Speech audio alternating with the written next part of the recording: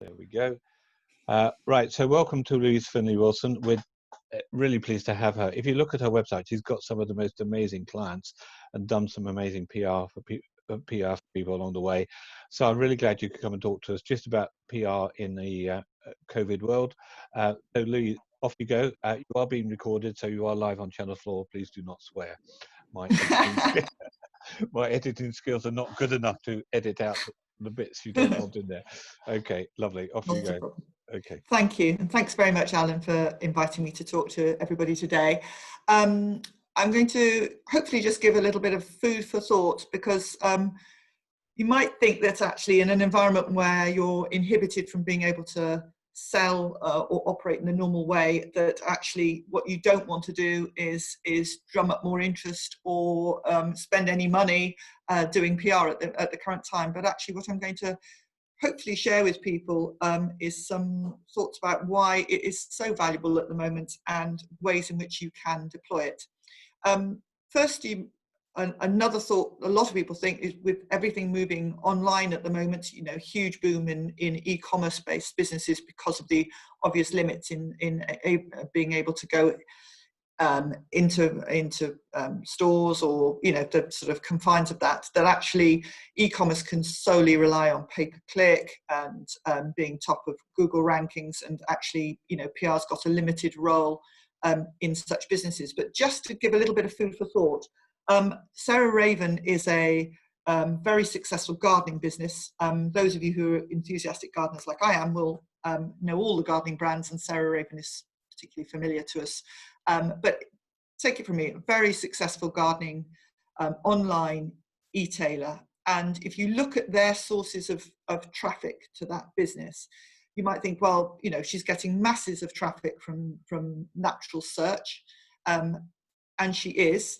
But the direct figure, which is the column on the left, 31% of the business, the traffic going to the Sarah Raven website is from people who are putting Sarah Raven straight into their bar. So they're not searching randomly, they're putting the Sarah Raven name in because they know exactly who they are looking for.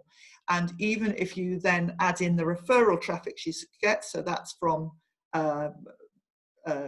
media, online media, the traffic that's driving traffic, you add in the social, which again is another communications channel, you add in the mail, and if you looked more closely, and I won't show it here, at the natural search traffic, 10% of that 62, or 10% of that is people again putting into Google Sarah Raven products. So it's people searching for that brand.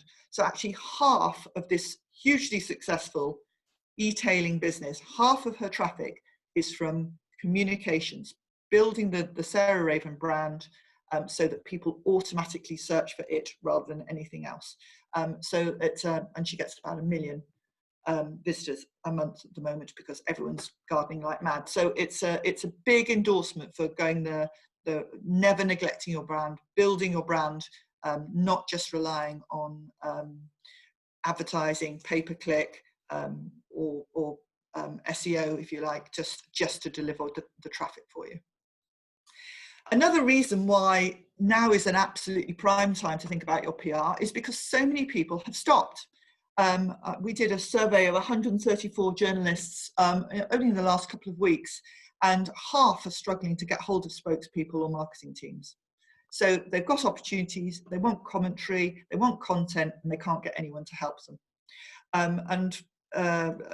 38% have said that furloughing has left them with fewer companies to approach, they're getting fewer good ideas pitched to them, they're getting too much stuff that's all COVID related, and so they're struggling to fill their pages with relevant content. So it's a prime opportunity.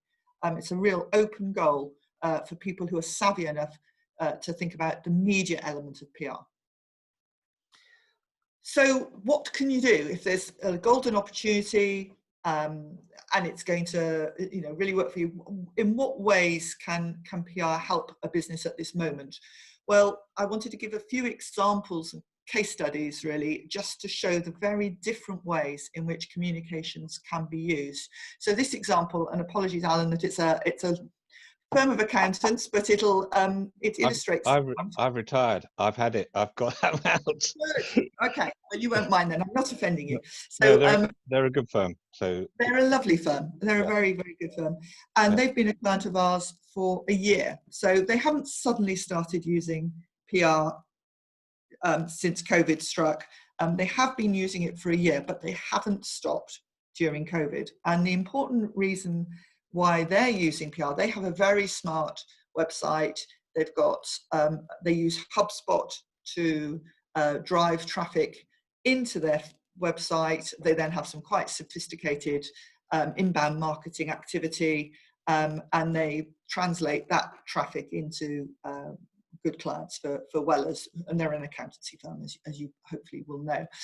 And they are using PR to drive more traffic and to support their SEO. So lots of people won't necessarily think, oh, media relations will deliver SEO, but actually it's an incredibly powerful tool for driving web traffic and for boosting your website's search engine rankings. In fact, that's why so many old school SEO agencies are now trying to bolt on some element of PR to their mix, because media is such an important source of traffic. And so in the case of Wellers, and this is something any company could do, if you've got some good quality content on your site, some good blog materials, some expertise to share, we are very simply identifying the blog content that we think has the most news value, it's the most compelling, has the right kind of angle. We are pitching that to media and then writing completely original content. So we're not copying the blog content, we're writing completely original articles based on the arguments within those blogs for the media to carry. They've got links back to the Wellers website, to appropriate landing pages and so on and so forth. And the result of that is that in a year, and they were already had a very high performing website, they'd been doing an awful lot of work, as I say, with HubSpot to drive its performance. In a year, they have directly attributed a doubling of their web traffic to our media relations activity. We've reached a huge number of people, which looks like a slightly fantasy figure because you're combining the audience for a whole host of media together, and there will be some overlap. So I wouldn't dwell on that number so much, but importantly, they're dominating for high traffic terms, sorts of things they wouldn't have got a look in for in the past. So things like Entrepreneur's Relief, which, as you can imagine, there's a whole host of accountancy firms and experts who want to be found on Google for that topic. And Wellers, because of this media activity, is getting high into the search engines rankings for those critical terms. So it's just to demonstrate, I'm not banging on about us, I'm saying any firm, any internal team can place expert content with a media that's currently being neglected, as I said earlier, as long as it's original, interesting, thought-provoking, expert content that's appropriate to that media's readership, you will get good profile building work, and therefore your brand will become better known. You will have links that provide relevant traffic through to your site, but also that coverage will boost your natural SEO, therefore giving you long-term SEO benefits for your business. So that's one thing you can do right now. The other thing you can think about is in terms of building a database. There's a lot of companies that are relying on email marketing to their databases at the moment because they can't get face-to-face with customers in the normal way.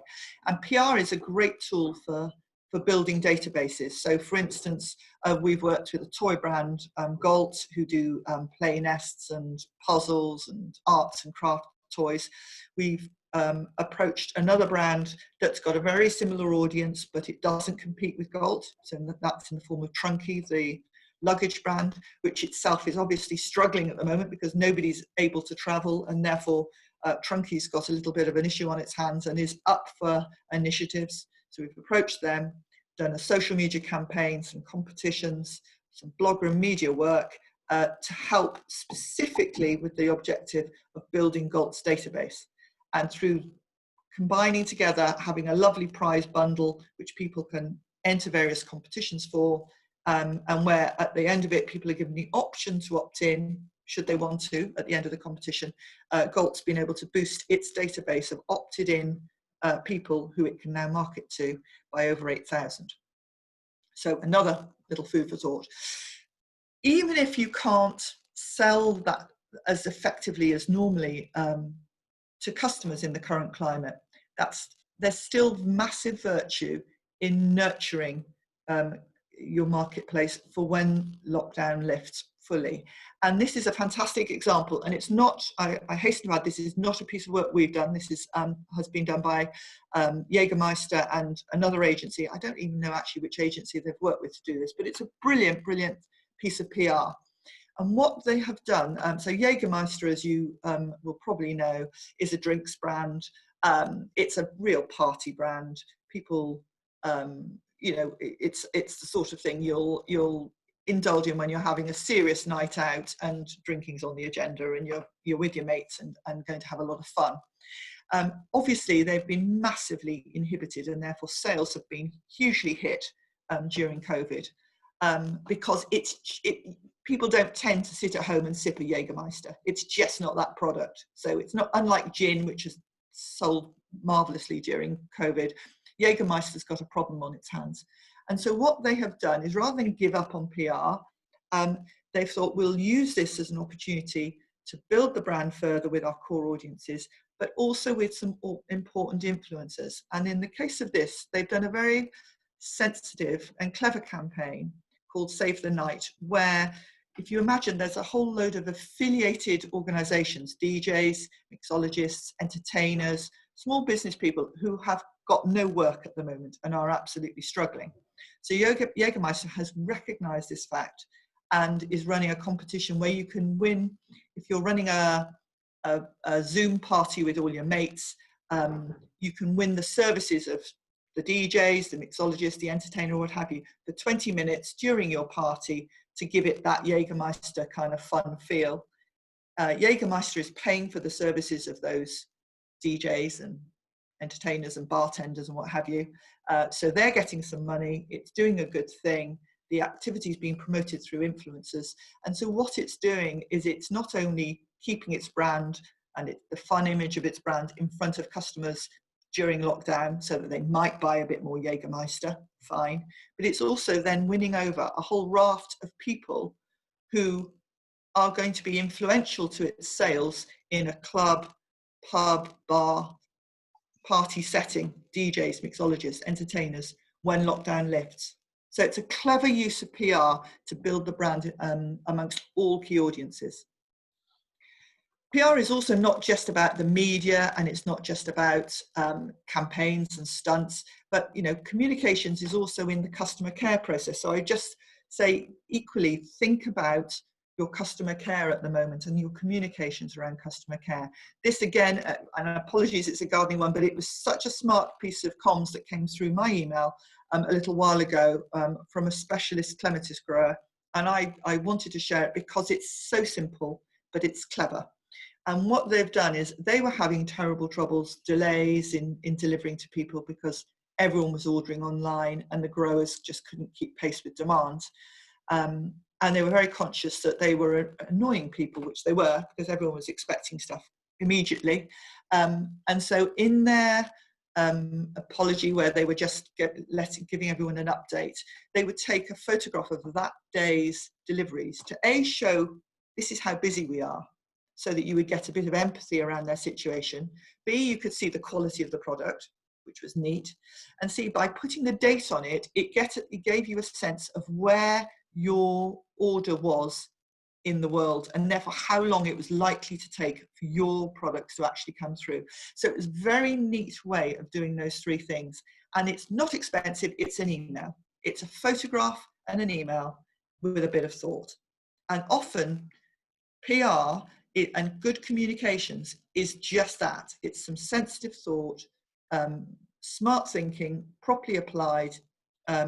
It doesn't need to involve great spend, but it was a really good technique that's been deployed by Thorncroft, an long established clematis business.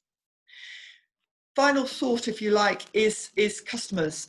In e-commerce businesses, customers that buy again, repeat customers, will make up about 8% of the customer base and 40% of revenue. It's a massive contribution. That's a typical e-commerce business.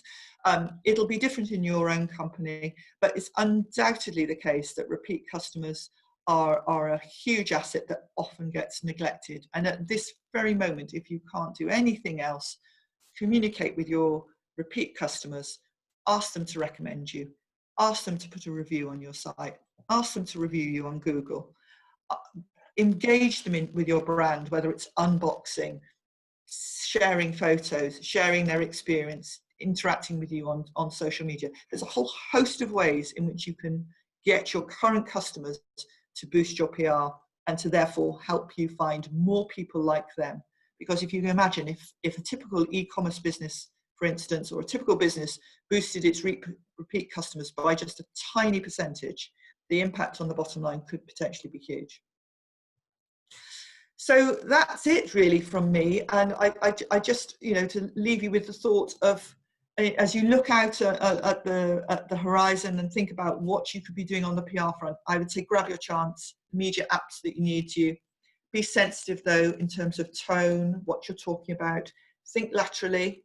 You don't have to do expensive things to do clever things. That Jägermeister initiative, Jägermeister's a big brand, and you think, oh, okay, they're throwing masses of money at that. I imagine they're probably offering about 20 of those prizes. It's not costing them a fortune. It's just some clever thinking. Look at the content and the expertise you have. How can you harness that to promote your business? What partnerships can you strike to build your database, build your brands, get in front of more people? What are you doing with your email database? Is there a way PR can help you build that database? What are you doing with your customers? Is there a way in which you can harness your customers right now to get them shouting about your business? And what's happening with your customer care and the communications around your customer care? Just cover that off, make sure that's as smart as it should be. So that was it from me. Some quick thoughts for everybody today. Louise, that's brilliant. Do you want to cease ending your screen, sharing your screen, and then we'll talk to each other? Of course. Okay, lovely. Whoops, let's make, I've just managed to